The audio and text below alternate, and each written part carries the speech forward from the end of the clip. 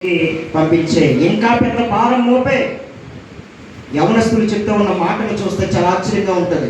మారినప్పుడు ఎంత గొప్ప నిర్ణయాన్ని తీసుకోవడం అయితే భారంగా ఉంది, కానీ నా చిటికిన వేలు మీకు ఎలా ఉంటుందని అంటే పెద్ద భారంగా ఉంటుంది. అంటే మోయ సఖ్యము కానీ బరువు కూడా అదే బాధ్యత తీసుకున్నాడు. ఇద్దరు కలిసి ప్రజలను ఇబ్బంది పెడుతూ ఉన్నారు. చూడండి, ప్రజల పనుల భారము రాజులు అధికంగా చేసేసారు. ఈనాడు నేను అడుగుతూ ఉన్నాను, వారు శరీర భారము, మనస్సు భారము, ఆత్మ భారము, 3 భారాలు కలిగి ఎవరి దగ్గరికి వెళ్ళాలో కూడా వారికి ఆలోచన. శాస్త్రులు, పరిసయ్యులు. ఎక్కడ మాట్లాడుతున్నాడు ఈ విషయాలు? ఎక్కడ మాట్లాడి ఎవరితో కాదు, ఎక్కడ ఎవరితో కాదు నేను అన్నది. ఎక్కడ మాట్లాడుతున్నాడు? మోషే పీఠం ఉన్నట్టు ప్రభు దేవాలయములోనే శాస్త్రులను, పరిచయులను ఏం చేస్తున్నాడో తెలుసా? ఖండిస్తూ ఉన్నాడు, గద్దిస్తూ ఉన్నాడు ప్రభు.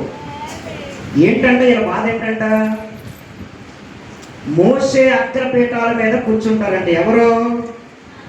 శాస్త్రులను, పరిచయులు. ఒకానొక సమయంలో యేసు కొట్టిన సమాధులని ప్రకటన గ్రంథంలో చెప్పకముందు యోహాను భక్తుడు శాస్త్రులను, పరిచయులను దేవుడు ఏమని పిలిచాడనంటే, ఇదిగో మీరు సమాధుల వలె ఉన్నారు. ఎవరంట వీళ్ళు? శాస్త్రులను. ఎక్కడ కూర్చున్నారు?